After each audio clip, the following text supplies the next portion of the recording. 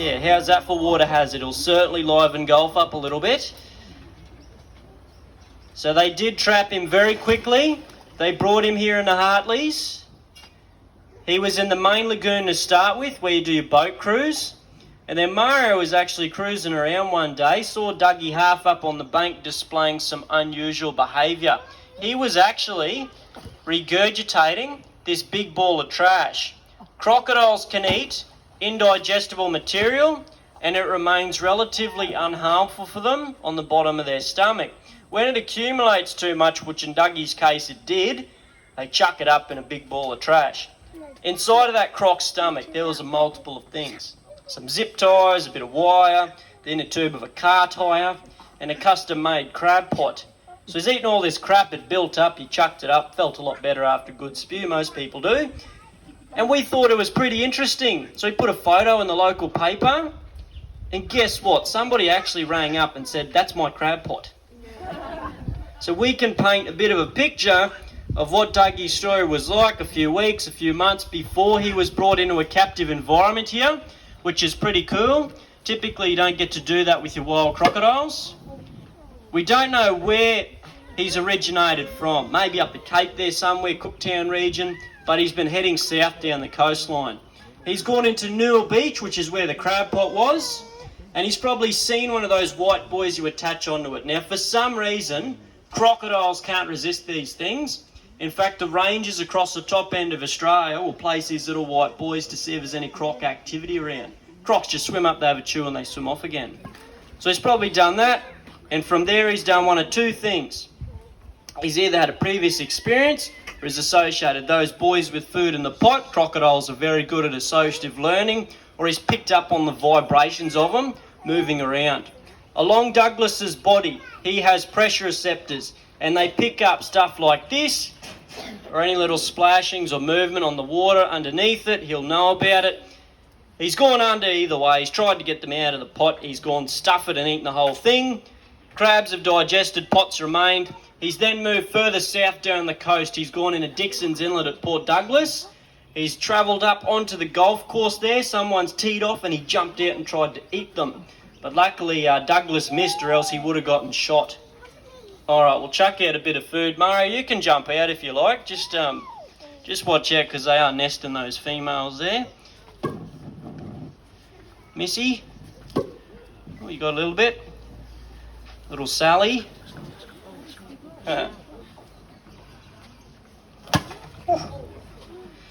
Here's old Madonna. Don't squash that plant there, Muzz.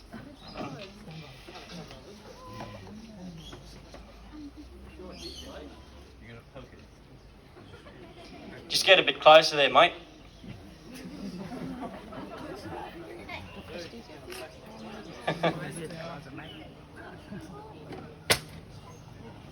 Sorry.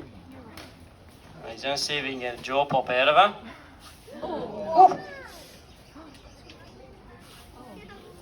Oh, look, it's a vegetarian crocodile. How about that? You saw it here first.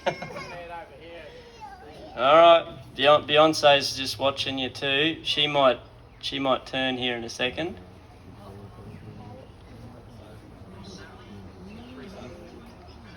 What he's trying to do is just get her attention near that nest. See how Beyonce's coming over here a bit more keen. All right, Beyonce's coming to kill ya. Get your cameras ready. See if she's interested in the food here. When they're nesting, they're typically not too interested in the food, more about, oh, dirty old croc fight. See if she'll have that. You can give it to her.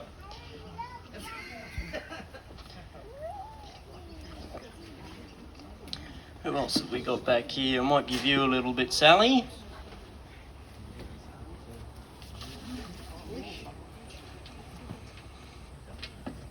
While Mario has a bit of fun out there, when it comes to crocodiles, we're all familiar with them being around for a very, very long time. In fact, the first early lizard-like critters that gave rise to the dinosaurs also gave rise to the first crocodile-like reptiles. Now these croc-like reptiles were just as common and just as diverse as the dinosaurs themselves. There was a lot of them. There was croc-like reptiles that had flippers that lived in the inland seas and oceans, the semi-aquatic ones like we have today, ones that could climb trees, chase you down on land, and man, they got big too, like 10, 12 metres long.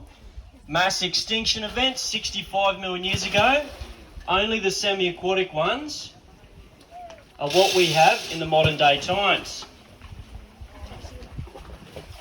They are known as the crocodilians, broken up into 3 subcategories. So you have your caimans and your alligators, your gharials and your true crocodiles. In Australia, we've got 2 species of true croc, the freshwater crocodile and the saltwater croc. Don't let their names confuse you. Both of these species will live in salt and freshwater environments. Hey Muzz, do you want to see if you can get her up on the other side there? She looks pretty keen, this one. Both of them can live in salt and fresh water, doesn't matter. The saltwater crocodiles are probably called that because they have the best salt excreting glands out of any of the crocodilians. So they can tolerate living in extremely high saline conditions better than any other species for an extended period of time. The freshies have them as well, but being a smaller, shyer species, they're pushed further inland because the salties will actively hunt and predate on the freshwater crocodiles. They do coexist in most rivers across the top end. Here we go, here we go. Up, up, up. Forgot to drop the food. Here we go. Beautiful, give him a round of applause.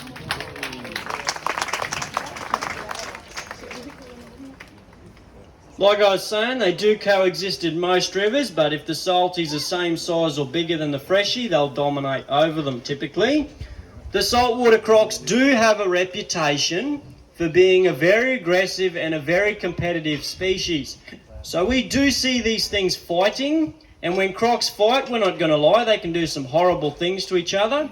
We've seen crocs rip legs of each other, tails, even crush another croc's skull in its jaws. And believe it or not, they can come back from these types of injuries. To give you an example of what they're capable of, there used to be a big croc in here called Spartacus. He was like 4.5 metres long, grew up with the girls, and then one day just started beating them up. We weren't sure why. We let it settle for a few days. Here we go, croc fight. Oh, Madonna's not happy either. Here we go. Oh, look out.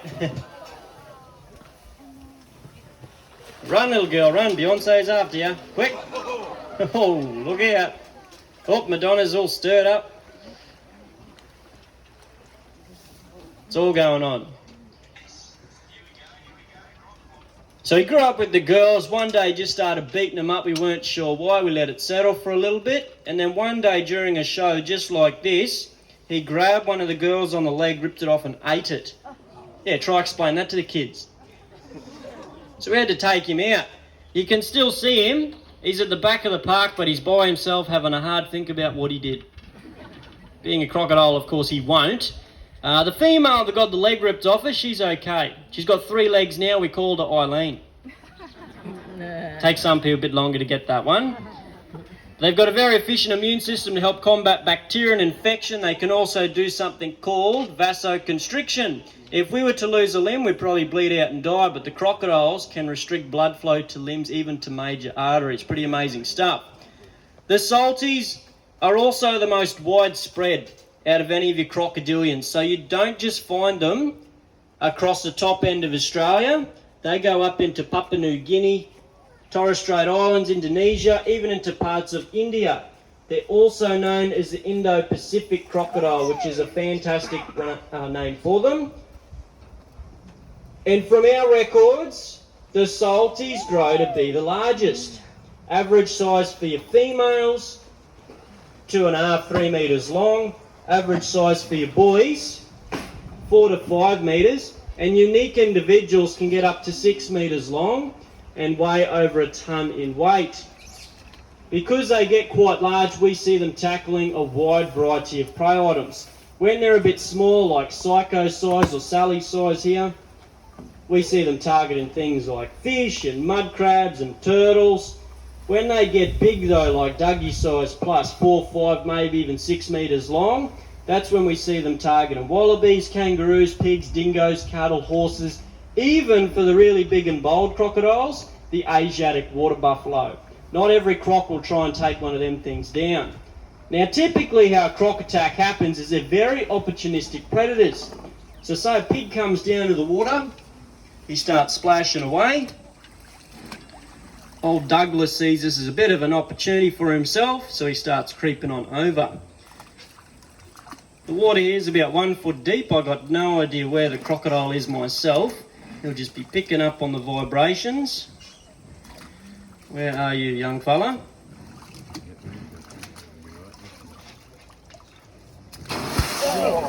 They jump out, they bite you just like that. That's how quick a croc attack's over.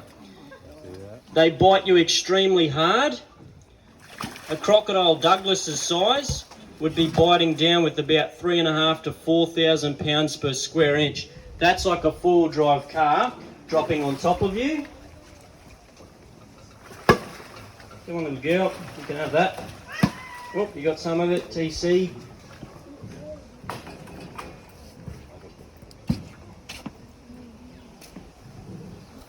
Alright, we might try exercise a couple of these crocs a bit. You will notice we move our crocodiles around a bit and feed out smaller pieces more often. They don't, oh here we go, here we go. Everyone's getting their cameras out up here, look at that. Here we go, oh big headbutt coming up. Oh, oh. Here we go. Oh, when she wiggles her tail like that. Oh, what a shot. Bit of vocalisation there. When they wiggle their tail, it means they're really agitated. They'll actually do that kind of behaviour the day that they hatch out of an egg. We've observed hatchlings this big doing the exact same thing. I think Beyonce actually won that one, even though Madonna looked like she won. She's holding her ground. Cool. Don't worry, if it gets too bad, Murray will jump in there and break it up. That's quite superficial, believe it or not, for a crocodile. Like I said, they can do a lot worse to each other. She still thinks she's on the other side of the rock. Where'd you go, man? Alright, where's Dougie? We'll see if we can exercise him a bit. Here you are. Come on, mate. What's this? Hey? Coming up. Now, when it comes to people and crocodiles, we've been coexisting with these critters for a long, long time. Some cultures around the world, they revere the crocs. They're like a totem animal to some. Other places will traditionally hunt them for the skins and the meat, been doing it for centuries. But in the local area, when it comes to people and crocodiles, these days, it's actually a bit of a touchy subject. Some people believe there's too many crocodiles nowadays, they need to be culled or removed. Other people believe that we shouldn't touch them and leave them alone. And to clear it up a little bit, folks, in the 1940s, 50s and 60s, crocodiles were hunted very severely across the top end of Australia for skins and meat. Now, this was uncontrolled hunting, so anybody could go out with a gun and a boat and shoot them for a living or as a hobby. We saw the decline of both species of crocodile here in Australia. In the late 1960s, Western Australia was the first state to ban hunting. A few years later, the Northern Territory followed, and eventually, by 1974, Queensland was the last state. By the time this happened, not many crocodiles around. People started growing up in places they were traditionally found but had been shot out of. They developed industries and agriculture. They did recreational activities around the waterways. Fast forward to now. Once we protected the species and we introduced farming them as a sustainable way of utilising the crocs, worked as a conservation tool in itself, we saw the numbers increase again. And nowadays they're doing fantastic. In places like the Northern Territory, they're plateaued, so they're not increasing or decreasing. They're at a natural level the environment will sustain. Queensland, we've got a few crocs, certainly not as many as the Northern Territory. I don't think we ever will. And we're still seeing the odd crocodile turn up here and there where they used to be found. People start freaking out a little bit. They go, oh my God, I used to swim there for 20 years and I've never seen a crocodile. What am I going to do now? Well, what we do is we manage a species, and they can be quite tricky to manage. They move around a lot, they get quite large, so they can be very dangerous towards us. So we have certain zoning areas around heavily populated areas, like Cairns City or Darwin Harbour. Any crocodile targeted within a certain distance, they'll remove. They'll then do river by river, so like the Barron River in Cairns, anything over 2 metres in length they'll remove, and then case by case ones. Crocs like Dougie or Norman, that eat dogs or jump out at people. We bring them into a facility like Hartley. We set them up as either breeders on the croc farm or use them as an educational tool on the show side here. What this does in the wild, it creates a vacuum effect.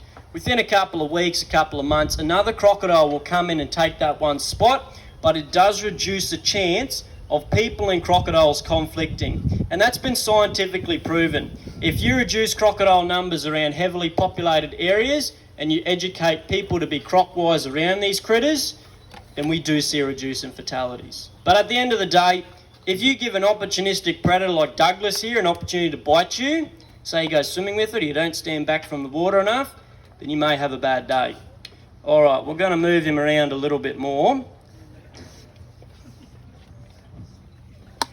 Come on, Dougie. You're right, top out, Muzz, if you want.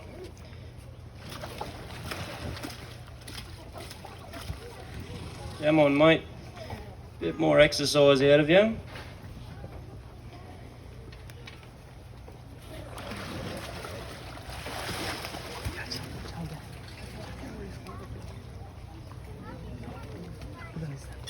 Now, before we give him a small piece, this is a routine we do with him every show.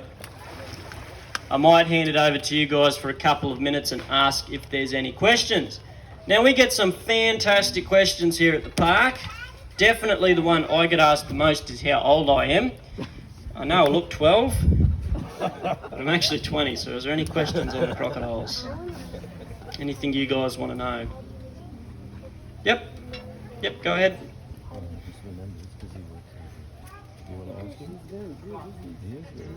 Too much pressure? Any other ones? Yep. Sorry, mate, what was that? What age do you kill them for the farming? On the farming side of it, so they'll harvest the animal about 3 or 4 years of age. It's about 1.5 to 1.8 metres long. Yeah, mate, you got one? How old's Douglas? We're not too sure because he's a wild-caught crocodile. We can estimate it, but we can't say for sure. He's probably in his maybe 30s or 40s. The captive crocs we've got in here, like all the girls, we can tell their age because they were born here at the park 30 years ago, so 30 years old. But with Douglas, we're not 100% sure. We say they could probably live for about 60 to 90 in the wild. Oh my God, what are you doing to her? That's Beyonce's fault. She's gotten in Douglas's way. He's not too happy. So you're just going to sit on his tail now. He probably won't like that either. He's puffing himself up right now. He's going, go away. No, he's going to prove a point. Oh, don't do it, Dougie. Oh my God.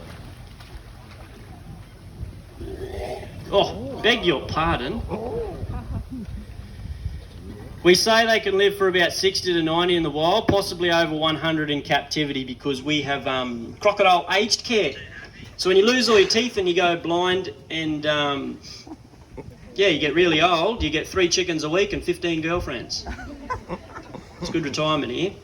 Any other questions? Yep.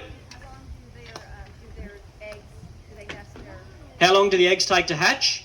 Takes about 80 to 90 days for them to hatch out, and they'll lay about roughly 40 to 60 on average. Most I ever heard of was 92. Yep.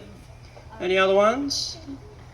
Is there any special meaning when a crocodile opens the mouth and keep on still, like this crocodile, for like 2 minutes, 3 Yep. minutes? Is there a purpose of why they open their mouth like that? That's what we call gaping. So there's a few different reasons or theories as why they do this. One of them is thermoregulating. Another one is a relaxed posture, so they're just chilling out. And I back that theory at home because I do it on the couch, after a long day at work. And you've also got posturing. So when a croc's fighting, much like Beyonce here and Madonna, you would have noticed they open their mouth. It's kind of like a dog snarling kind of thing. Show their teeth a bit. Yeah. In captivity, they also do something that's a learnt behaviour. The freshies are very guilty of it. They'll open their mouth and sit there waiting for you to throw the chicken in. So I can insert chicken here. You got one, buddy? How do I know their names? I just make it up. No, they all look a bit different. Just small details between them. We're out here every day, so we get to see the crocodiles and get to know them. If you're at Hartley's for a week, you'd be able to start telling them apart. One more question, mate. How do we tell the difference between a crocodile and an alligator? So, besides the accent, not too much.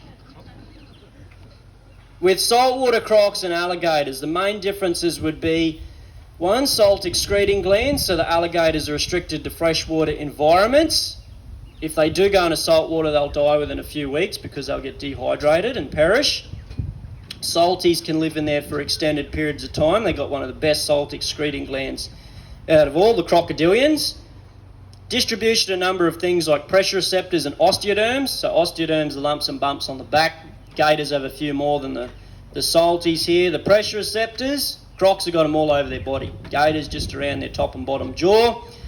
The teeth structure is a bit different too. When crocodiles close their jaws, the teeth mesh together. When gators close theirs, you'll only see the top row of teeth exposed. And you've also got a couple other little things. Temperament. They don't really use temperament as a way of determining species apart because every individual's different. But I must say, working with these captive salties and working with the captive alligators we have, these dudes are like Mike Tyson. The gators are like Justin Bieber. A bit softer. Alrighty guys, we're going to give Douglas one small piece and we'll keep moving on. We'll just bring him back down this way. Seems to respond quite well to this. Come on, Dougie. Ducking under. I think he should be right about there. Coming up. Whoop, coming up, come on. Up you come. Alright, spin around for me now. There's a boy.